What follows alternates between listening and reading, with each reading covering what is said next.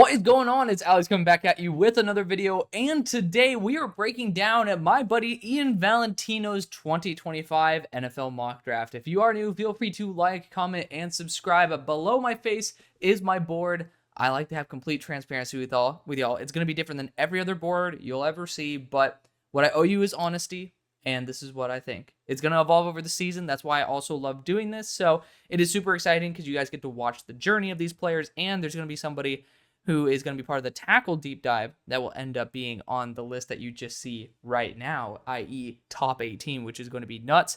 Super excited for that. And spoiler alert, we're going to have him on the channel in 2 weeks. So super excited for that. If he pops up in this mock draft, because it's a live reaction, we'll talk about it. Below the board is all the great ways to get involved in the community. Just go to that link tree in the description. It has all the links there for you. Just click on it and it takes you to there. Super duper easy. I want to make it easy for you guys to be able to take advantage of the sponsors, including UnderDog, my favorite sponsor on planet Earth. They take care of me really well. They take care of you guys. It's an app I use all the time.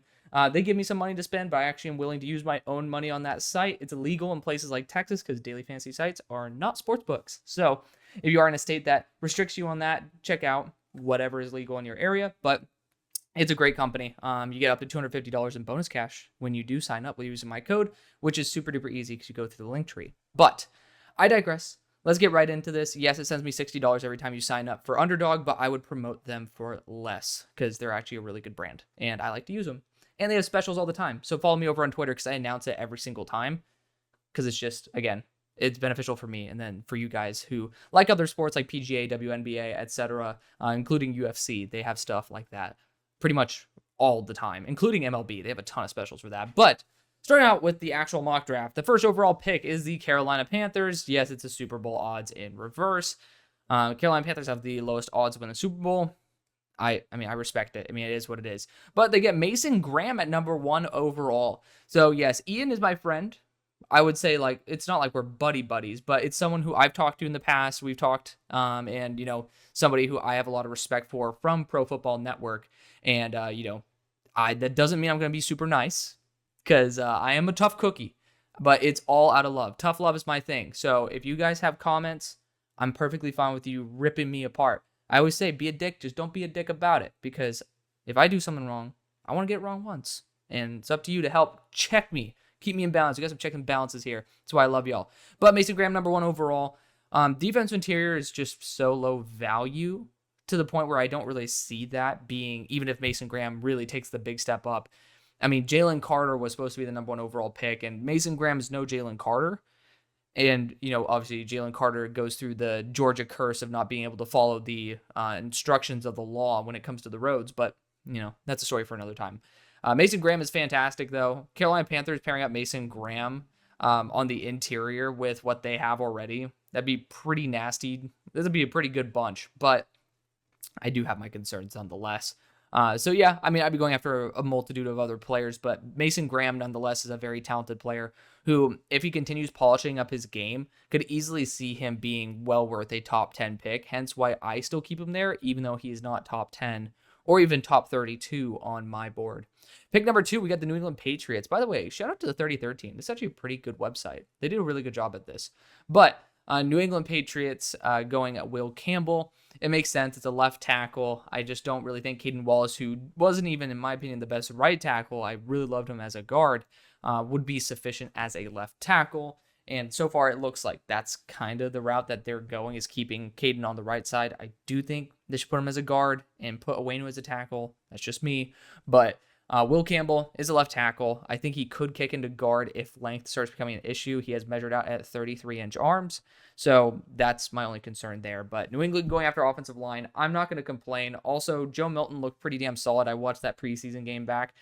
Drake May, they just didn't give him a chance to look like anything. So, you know, it's nice that he had some pressure in his face on that one screen pass. And, you know, he looked like at least he was calm and controlled. That's a big, big plus there. We'll see what happens, though. We'll see.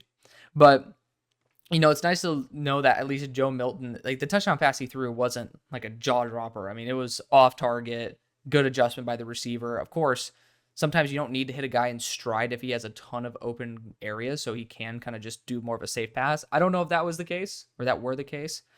For those of you who are English buffs, technically the When you are in the hypothetical tense, it's not a was, it's a were always. So feel free to check that out. But I think Joe Milton could be fantastic. I really do. Compared to where he was drafted. Y'all know me. I'm a sucker for Joe. I actually ended up talking to his agent earlier today, Niley Hooker. Shout out to you. You're great. But we'll see what happens with. I'm going to try to get him on the show in the offseason. I really do love Joe Milton. It doesn't mean that he's going to be a great quarterback. I just love what he brings to the table. I would love to see him being utilized throughout the season, even if it's not as a pure quarterback, like a gadget guy, someone who you can kind of use as a tight end / quarterback hybrid where he is a threat after the catch, but you can do some trickeration where he could throw the deep ball. It would just be super fun to see him develop in that way, but I digress. It's getting good protection is going to save any single quarterback. Pick number 3, you got the Broncos going James Pierce. Edge rusher is a key position for the Broncos to address. Both their edge rushers that are starting or listed as starting at the moment are up for a contract. I know you got Nick Bonito there. You got some dudes, but I do think that continuing to build a developing core there with a good rotation, that's going to be super duper helpful. James Pierce is a very talented edge rusher who needs to just put it together. Someone who I easily could see him vaulting up into my top 5. Like the difference in grade. So I'll actually highlight it right here. Nick Scourton with the boosted grade, because this is actually a weighted grade based on position, based on role. So this is actually all numerically based. I didn't end up making this in terms of like, oh, I think Nick Scourton's the 4th best player. Like this is sorted by overall grade. So keep that in mind. Nick Scourton's a 79.75, which some people might say that seems like a bad grade because some people are just really lenient with grading. You guys know me. I'm a pain in the ass. I'm fine being looked at as a pessimist, but the difference between Nick Scourton at 79.75 and James Pierce at theoretically a weighted 75.5, which if he's a little bit better, he would get an extra point boost. It's super minimal. So James Pierce can jump from 30 on my board all the way up to 4 if he really puts it together in a heartbeat. Like it is that close. So keep that in mind. But at the moment, he's still putting it together. And he's surprisingly a really good run defender. I do love him about that. But I do think, again, Will Johnson's going to be my sweetheart for the draft. I mean, he's everybody's sweetheart, but he's the guy who I'd take number 1 and not think about it twice. The Commanders then go Nick Scourton, huh? I don't know, maybe 33rd team, maybe put the player up here, but I mean, who gives a crap? It's still, I understood right away that it's Nick Scourton because my boy Jim Nagy, he's not my boy. I ended up, I would love to know Jim on a personal level. Got to meet him at the Senior Bowl because I ended up actually picking up his ID card. We have like little ID tags and his was on the ground, so I ended up returning it to him. But Jim ended up shouting out Nick Scourton. He was someone who I really, really liked. He's somebody when he's transferring to Texas A&M, you're going to a spot that technically does develop edge rushers better. I have my concerns in terms of whether Texas A&M could actually develop him properly because we just haven't seen a great translation to the NFL on an average basis. But Nick Scourton already has a great floor. And to me, he's very similar to my buddy Marshawn Nealand. And Marshawn Nealand was also at the Senior Bowl. So it's right up Jim Nagy's aisle. And I think the Commanders really do need some edge help. So it's offensive line and edge. The thing is, the Commanders, you're kind of in luck because you can go after. So the positions I worry the most about: tackle, corner, edge. Probably the 3 most valuable non-quarterback positions. Maybe wide receiver you can easily toss in there as well. But 3 of the 4 non-quarterback most valuable positions. So 3 of the top 5. And I would say that this draft has top tier corner talent, and luckily it has deep corner talent as well. Offensive tackle, it's kind of up in the air, and you're getting like an edge rusher. I do think that there is some top talents like Nick Scourton, and there is a relative drop off. So you're in a good position, honestly, where this is probably your best return on investment if you want to get someone who's an instant upgrade right away. This is a great addition. So I got to put that out there. I do think there's going to be someone in round number 2. Theoretically, we can start continuing these. Let me know if you guys want to do that. This is just a lot easier for me when I do have a full-time job for me to review rather than go into it, because I'll end up doing a mock draft for you guys where you get to see everything. But with stuff like this where I know Ian's going to do a good job, I do think that it is certainly possible for us to be able to work it out and end up doing a round number 2. So it's just sometimes a waste on guys who actually do crap content, but Ian is not one of them. I do think edge rusher is a great pick, though, nonetheless. And Nick Scourton at number 4 overall, at number 4 on my board. Makes sense. Titans going Will Johnson. Can we stop building the Titans secondary? Like, you know, you got freaking Snead there. You'll have Johnson there. I mean, obviously I was a sucker for Molden as well. He's up for a contract. That sucks. But I mean, we're talking about in the slot, Brownlee. I mean, I love him to death. He's not even the starting slot, right? The kid from Auburn that's slipping my mind right now. He would be like, he's right up there as well, doing an excellent job. So the thing is, corner cores, A, injury happens, but B, guys are not always super consistent. This is a great pick. It's just deep down, I'm like, damn, man. Like, I love making corner duos. Like, elite corner duos is like my favorite thing to do. Like, and this is the class to do it. The teams that are projected to be closer to the top usually have one corner there, and they lack at that corner 2 position. This is absolutely perfect to be able to build some no-fly zones. And I think after this draft that's coming up, if teams prioritize being able to develop their secondaries and get best player available, we could see some worst to firsts, because if you have an elite corner core, it just takes so much pressure off your edge group to be able to perform where they had to be at their best game because corner 2 sucked, right? Tennessee Titans don't have that problem, but I'm just saying in general, a general statement there. The Giants are at number 6, go Shedeur. I'm not the biggest Shedeur guy. I know a lot of people are. I'm going to leave my comments at that because I've done it ad nauseum on a billion other videos. So for me, Shedeur, I think he honestly is one of the few who can handle the media presence. I will give him that credit. I don't think that he is the top end athlete, or at least doesn't apply himself to be the athlete that you'd guess coming from one of the best athletes of all time in Shedeur Sanders. But he has the best processor in the class at the moment. Like, he's just somebody who can throw with anticipation. He doesn't have the best ball velocity in the game, but that's okay. I mean, again, there's been quarterbacks who've thrived with lower ball velocity because what's between the ears is so damn good. So Shedeur does have that solid foundation. He is a fringe starting quarterback for me. I think he'd be a good addition to the Giants. At number 6, I want someone who could win me a Super Bowl.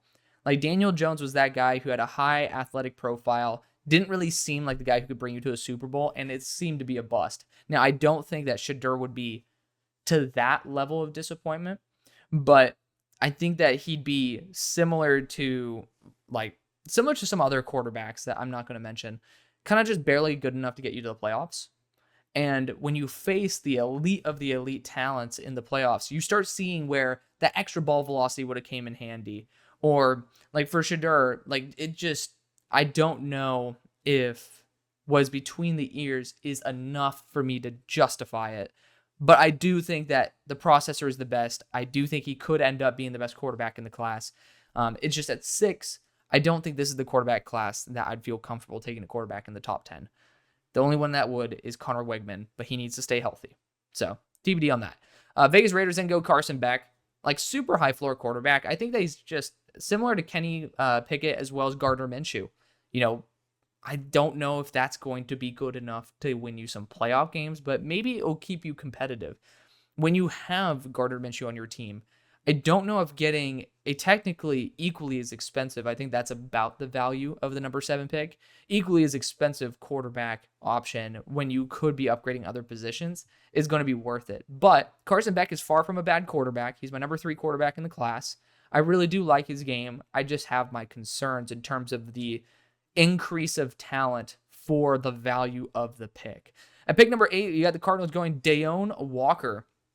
Dude, he is fantastic when everything goes well. The problem is this guy's center of gravity just needs to improve.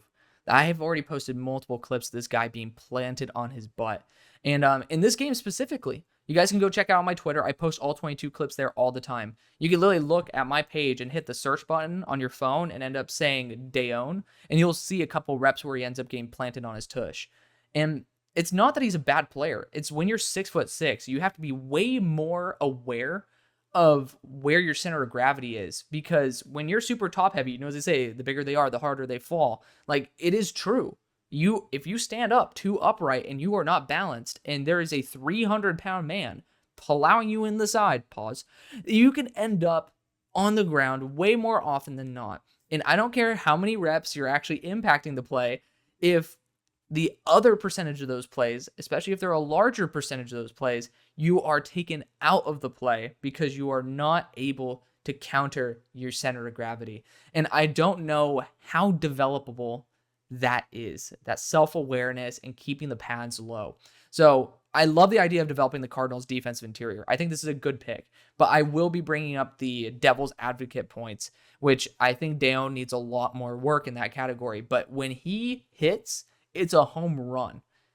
The problem is he does sometimes whiff as well, if you want to go for a baseball analogy, which I suck at them because I'm not a big baseball guy.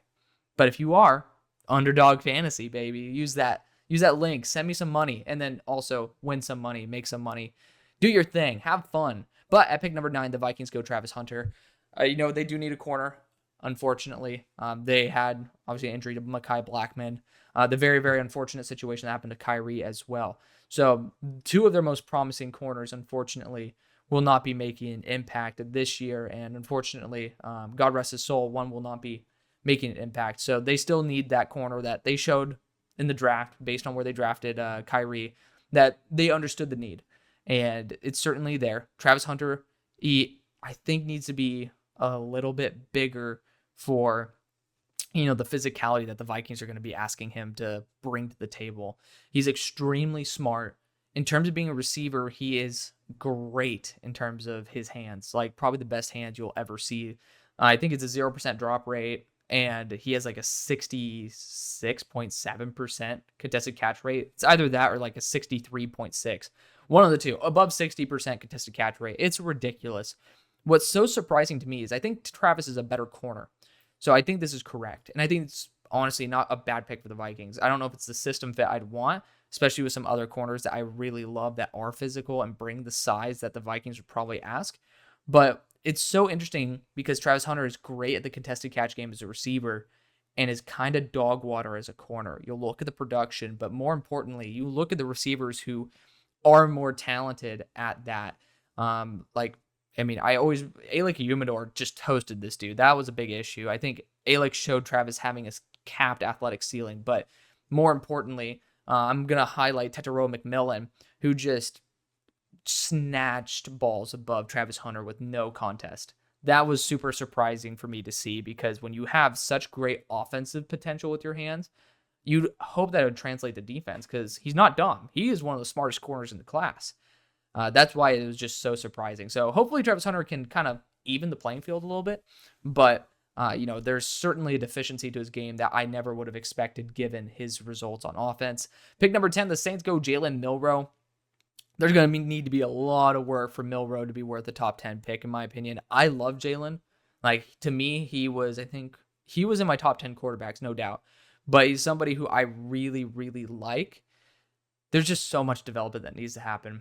And I just don't know if this is going to be the year where it happens. He's very run first. He's tweaking his mechanics, though. I can tell. You see the work in the offseason, and I love the motor he has. And I think he'd be a good addition for the Saints. But at pick 10, again, we got to use that context. At pick 10, it's that's going to need to be a lot of development, right? That's talking about J.J. McCarthy level of development, which, to be fair, I've had my own reservations about McCarthy, but McCarthy was graded higher than Jalen Milroe for me. But the Saints getting a quarterback is not out of the question. I don't like Derek Carr as a long-term option. Actually, I think Derek Carr is almost the perfect example to talk about when we were talking about at pick 7 with Carson Beck. Just a quarterback that might, or as well as Shedeur, a quarterback that is good, but just doesn't have the upside to genuinely challenge the best of the best. And in the NFL, it depends. If you want to be the business and be continually adequate, but not actually win the big thing, might be worth it. But if you're a team that wants to win a Super Bowl, which I think should be the goal, not worth it. I digress. I think that I'd give Spencer Rattler a chance. And that's coming from me. I didn't like Spencer Rattler, but at 5th round, it was ridiculous value. Seahawks then go Quinn Ewers. I'm not a big Quinn Ewers guy. I'm a sucker for Texas this year. They have unbelievable talent. I really have my issue with Quinn in terms of his deep ball. Probably the most inconsistent deep ball I've ever seen, where it is not even close to on target for some of these guys. But it's kind of sucks because Isaiah Bond and Matt Golden, who are both absolute burners. I hope that will give Quinn more motivation to improve his deep ball. And if that happens, if he's able to work on that, my God. I mean, Quinn could easily be a top 10 pick. It's that bad to where I think I only trust him within 15 yards to be consistent. So we'll see about that. But the Seahawks certainly could be in the market for a quarterback if they are here at number 11. I don't think they will be. I do think they'll be around that. I don't know if they're going to make the playoffs, but we'll see. I mean, Geno has just been underratingly fantastic. And like for what Geno is supposed to be, it's just tough to think that, it's going to be that bad of a season. But of course, for teams to win, other teams have to lose. It sounds kind of straightforward, but that's why people don't like hearing when I don't like the Broncos or the Patriots. Like it's not that you guys are bad. It's just sometimes other teams are better and one team has to win, right? One team has to win, one team has to lose. It's not something that I like to do, but let's continue on. The Colts going Ben Morrison's fantastic. Corner number 1 is the key position to target for him. And they got a bunch of corner 2/3s on their roster, and this is right homegrown there in Notre Dame. Pick number 13, the Buccaneers go Mikael Williams. This is where I'm starting to be fine with it. He has ridiculous potential. His explosiveness is like he's 235, but he's 265. Has great length as well. Pretty sure he was one of, if not the number 1 player in the country when he was coming out, and loved him at his All-American game. He's somebody who has just really, really, really large gaps of development that need to kind of fill up before he's worth this level of pick. But it is easily possible for him to be worth it because you just don't find guys who have that physical upside, especially at that size. At 265, most of the time guys are athletically relatively limited because they're 250-pound athletes who got up to 265 to be 265. It's almost like Mikael was 280 and then slimmed down to 265. And it's unbelievable explosiveness. And it's very rare. It's just, I don't see him as a well-rounded edge rusher just yet. But I can easily see that happening. And the Buccaneers need to go after an edge rusher. Steelers go Luther Burden. Hello. We'll see if the Steelers actually end up getting Brandon Ayuk. It seems like it's pretty possible at the moment. But theoretically, let's assume they don't. Luther Burden wouldn't be a bad choice. My only issue with Luther is that I don't really trust him as a pure boundary. And to me, I know that for Ian, he's a clear top receiver in the class. To me, he's not that. But again, I understand. I'm more of that type that like doesn't love the guys who are kind of more creative than actual route runners. He's not an overall great receiver, but in the role that he's supposed to play, like he's super well balanced. He's very talented. Like, he's going to be a good receiver, and I'd be happy to have him on the Steelers, but I'd wish for him to be able to have the ability to kick into the slot. And based on the talent that we do have already, I mean, you got Calvin Austin there, you got Roman Wilson there. I mean, you're forcing Luther into a role, and I just don't want to force Luther into a role. I just don't. So I like the idea, but I also think the Steelers are just so, like, the Steelers know how to draft receivers down the board. Like, that's our specialty. We draft really good, talented receivers after the first round. We don't need to spend first on them. So that's why you guys see me not doing it. The last time I tried was trying to get Jordan Addison paired up with Kenny Pickett, and that would have been fun. Well, we'll see if like he could end up following the law. Another guy who's at risk of being locked up for his inability to drive. But I digress. The Steelers, I think, would be beneficial to be able to go after another receiver, but maybe not in the first round.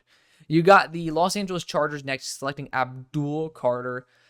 Abdul, like, again, this is probably a little bit more, obviously a bit more projection because Abdul is, learning to transition to edge full time. I'm not fully confident in him to be a first round pick. He is my edge 9, and that's higher than most people I know. I think he has a lot of room to grow. 30% missed tackle rate was just not good as a linebacker. He's kind of a home run hitting linebacker, but I do love his zone coverage ability. I will be missing that as an edge rusher. And I think the Chargers could be getting a little bit better value here, whether it's Colson Loveland, whether it's going to be, looking at I don't think you need offensive line help, but cornerback help here. You could go after someone like Davison Igbinison, Denzel Burke, Ephesians Prysock as well. Ephesians Prysock's fantastic. He's 6'4" as well, so I think that'd be great to pair up there with Cam Hart for the future. But regardless, I just think there might be a little bit better return on investment from other players because Abdul has a bit more room to grow.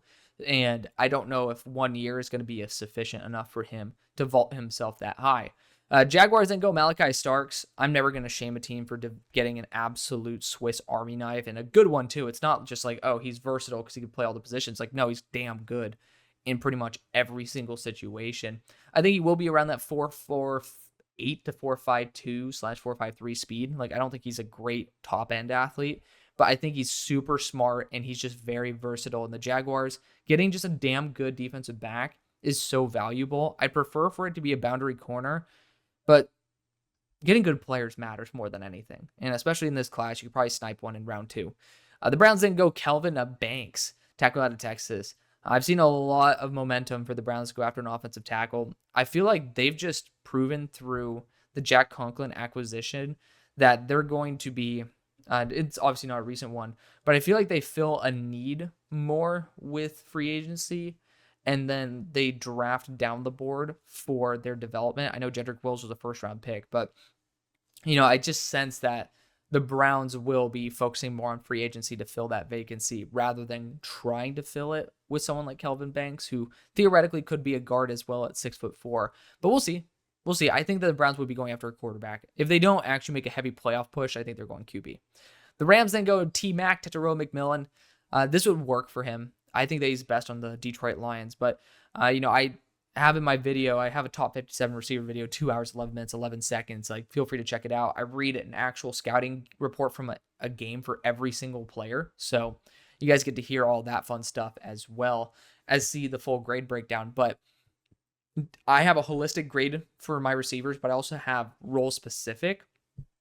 And then another layer to that is team specific, but I haven't been able to really quantify that yet. That's more anecdotal rather than numerical. But T-Mac, he's my wide receiver, I think 23 at the moment.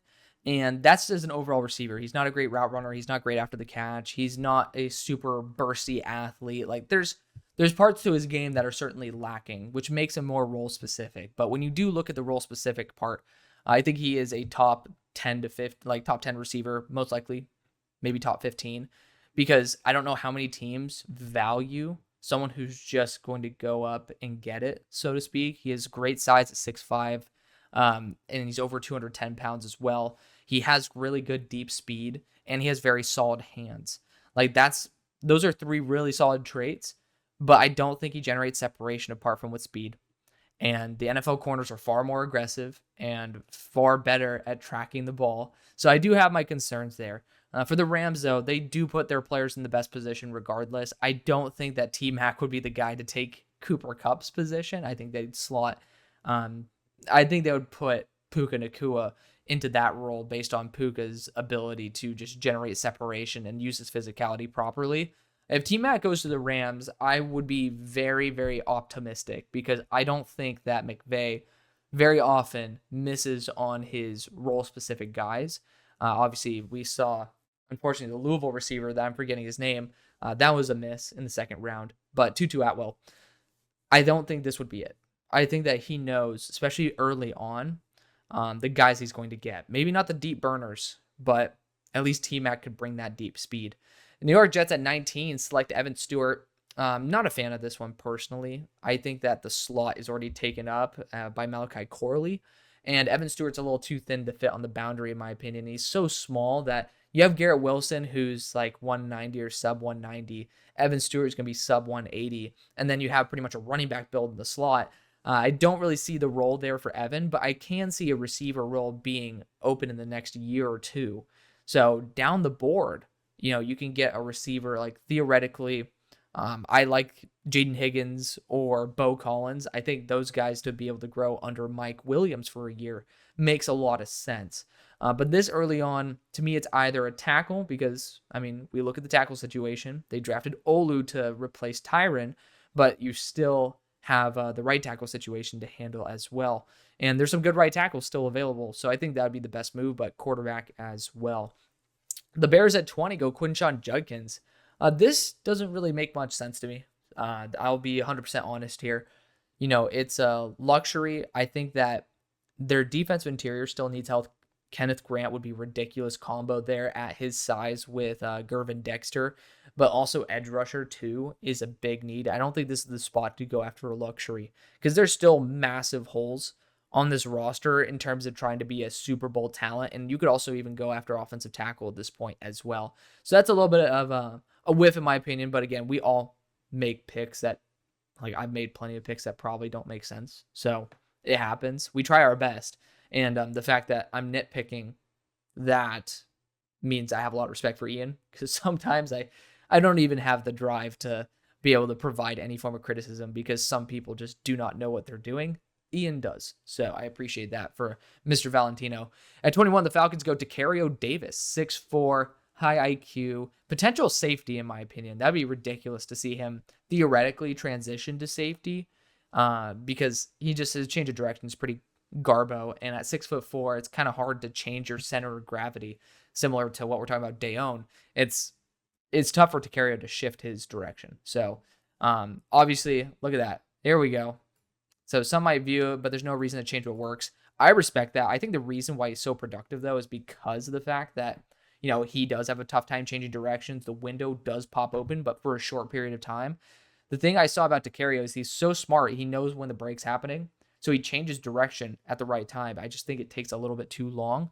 And the quarterback sees a small window and tries to take it, but Dacario's already breaking. And he has those long-ass arms, so that's why he was so damn productive. I don't know in the NFL if those windows are going to be tricky enough for quarterbacks to not hit them. I think the quarterbacks are far better processors now than they are in college. So I do worry about that. But I do think he's unbelievably smart, and he knows what the hell is going on. I think that if he has to transition to safety, I think that's going to work well. I do not see him as a big slot guy. You have to be really, really shifty in the slot and change directions well. It's a common misconception that if the guy can't work as a boundary, you put him in the slot. The slot is where some of the best corners belong, because a lot of the best receivers now work in the slot as well. But this is a great idea. Get a boundary corner for Atlanta. Honestly, pairing up with Jesse Bates with Dacario Davis in the long run, if this doesn't work as well, is going to be an elite idea. So you're either getting a top-tier safety or a top-tier corner. At 21, that's how you maximize value. Dolphins go Denzel Burke. Theoretically, that'd be the better pick if you're only trying to solve corner. But the Dolphins going after Denzel Burke's perfectly fine, in my opinion. I do see, defensive interior probably the better pick, but Denzel Burke's fantastic. There's nothing that's really wrong with his game, except for maybe some health concerns down the line, because he's been dealing with some boo-boos here and there, but he is fantastic. It's a great way for having a contingency plan with Jalen Ramsey. Pick number 23, we got the Packers going Emory Jones, another guy who's projected to be potentially interior. That's what I'm worried about. If we're talking about Rasheed Walker, we're talking about a left tackle here, and Emory Jones is a right tackle. There's a particular player who I do love, who's not listed, who I mentioned at the start of the video. He is going to be someone that I would recommend maybe for Green Bay, because he's right near Green Bay. So, I think that would be great because he's a true left tackle as well. If you want to go after a pure left tackle, that's what you do. But at the same time, are we just throwing away the left tackle they just drafted? Like Jordan Morgan, I love him. And to be fair, I loved him a lot more as a guard. So maybe that's what actually happens. But it's certainly interesting to think about. Especially with Emory Jones, people are like really, really, really strongly opinionated on him being a pure guard. I'd be concerned. Okay, Jordan Hancock at 24 for the Texans. He was actually my lowest graded defensive back. I personally am not a fan of Jordan Hancock. Apparently, Ian thinks he's the best slot defender to come out of college in the past several years. This is where I'm going to heavily disagree, but time will tell. I legitimately have Jordan Hancock. Like, where is he rated on my board? We'll go down here. Out of 207 dudes who are fully graded, which there's more, but I haven't released the video out on them. These guys are all out there. Jordan Hancock is 197. So not a fan. I'm not going to agree with this one personally, but I do like the idea of going after a defensive back for Houston. I'd prefer to go after a boundary because they've kind of been Frankensteining their corner 2 situation. And I want Kamari to potentially be able to kick into the slot because he is more change of direction, physicality. I don't know if I'd really need to have a slot. I'd rather be able to allow Kamari to decide, but I digress. Eagles then go Harold Perkins. That'd be the best option because you're getting someone who's a high upside linebacker with edge capabilities, which they love about Zach Bond as well. It'd work. I just don't think Howie's going to take a linebacker in the first. It's most likely going to be an edge rusher or a tackle or a tight end. Could be a guard, theoretically, especially with the really good guard class that we have. But Harold Perkins would be one of the positions I'd be perfectly fine with. The Cowboys go Emeka Egbuka, wide receiver at The Ohio State University. They do need a wide receiver too. I need to see Emeka get back to health and be his 2022 self, not 2023. Because 2023 was really, really pretty mediocre at best. And he was dealing with a lot of health issues. But health is a legitimate thing. The best ability is availability. And I mean, you can't just live in the past with some players. With Derek Stingley, it worked, but at the same time, he was still a starting quality corner, even when coming back after all the stuff that had gone on with him. So, Emeka Egbuka, to me, needs to prove it, but I could easily see him being worth it if he does. The Bills end up going Isaiah Bond at 27. I think that the Bills just have too many smaller-sized receivers to be able to go after Bond, who is about 180 pounds, but he flies. I think Matt Golden would be the better option in a later round because he's 6 foot 190 to 195, and he has sub 4.3 speed. Who's going to be Isaiah Bond's teammate? He's going to be a little bit less well-rounded than Bond is, but for the discount, I think it's worth it. Pick number 28, the Bengals go Ollie Gordon. I think it's Ollie Gordon the second. I don't know if he's the third. Pretty sure he's the second, but regardless, the Bengals certainly do need to look at another running back for the future. I will just say, I do like this comment right here. Chase Brown could make this more obsolete because Chase Brown and Ollie Gordon have very similar strengths. They're both guys where if you give them the room to get a home run, they're going to hit the home run. Like, these guys are certified home run hitters, maybe not the play-by-play type of back that will actually garner like legitimate respect, but they're ones where you just can't let up. And maybe respect's the wrong word, but they're not going to be effective as maybe someone who's going to be a little bit more well-rounded, down in and down out like a Quinshon Judkins. But these guys do have that home run hitting ability. I do like that about them. If Chase Brown does not succeed this year, this would be a very wise decision. I think maybe in the next round, but I do know that there's a big Ollie Gordon fan base. That might be what they have to do. Pick 29, the Lions go Princely Umamulan. I do like Princely. I do have him rated around this range. I think he's like number 31 or 32 on my board. So great value. And Edge 2 is certainly a great move there for Detroit as well. I'm excited to see what happens, but it's a squad where you can go after an edge rusher. You can go after a receiver. You wouldn't be doing a bad job either way, and there's good talent at both sides. Ravens then go Ashton Jeanty at 30 with one more year left with Derrick Henry, and the fact that Ravens love to kind of make a massive running back committee, and they have some good backs there. I don't really see the value in going after running back this early. I think offensive line needs to be improved dramatically because of the fact that Roger Rosengarten's still developing. Stanley's proven to be unhealthy, and the interior of the offensive line is extremely unproven as well. I think that the value offensive line is too good to pass on. But if you're going to ignore, Lifetime, if you're going to ignore the offensive line, I still think there are better value positions you can go after than running back at this point. Again, you could get after a bigger possession receiver. Theoretically, you can go after, another corner for the long run. Good thing Nate Wiggins has been doing well. Granted, it's against Joseph Ngata. I mean, the guy should never have been targeted, but, you need to succeed against those guys, and I'm super glad that he did. He was one of my top 32 players, and we'll see when he goes up against more large and formidable receivers if he can handle it versus then, Johnny Wilson. He had Johnny Wilson's number, but I digress. I do think that the Ravens going after a running back early maybe not the best move. Niners going Colson Loveland would be absolutely bonkers because A, this is a perfect contingency plan for George Kittle, but B, there's just no reason for George Kittle to be down here. I mean, I would take him as the Ravens and put him at receiver at this point. Like, that's just how good it is. But hey, you know, it is what it is, man. Colson Loveland would be a great pick for the Niners. And then ending off the draft, we got the Chiefs going Ariante Ursary. So big fan. I actually posted this play as well. I don't know. Is this my tweet? Hold on. I gotta see. It is. Hey, this is my tweet. Hold up. Look at this shit. Oh, thanks, Ian. I want some credit though. Come on, man. Look, this is my tweet. Much love, Ian. Much love. Oh, that's funny. I was like, hey, hold on. I'm the guy who does this. I'm like, I posted this. But regardless, so that's quite funny. I was like, hold on a second. I'm the guy who does this. But I don't think Ariante at this moment as a pass blocker is worth the 32nd overall pick. But this dude is just freaking dominant on the run, especially in the run game. He ended up planting. You know, screw it. Why don't we just watch this rep? He plants the defensive interior on his tush here. And that's just dominant. That's just dominant. However, I want my credit. I want my credit on 33rd team. I want it. But that's going to be the video. I don't really think that... Is this one? This one isn't going to be mine. No, it's not. But that's going to be the video, guys. You guys can enjoy it. Have some fun.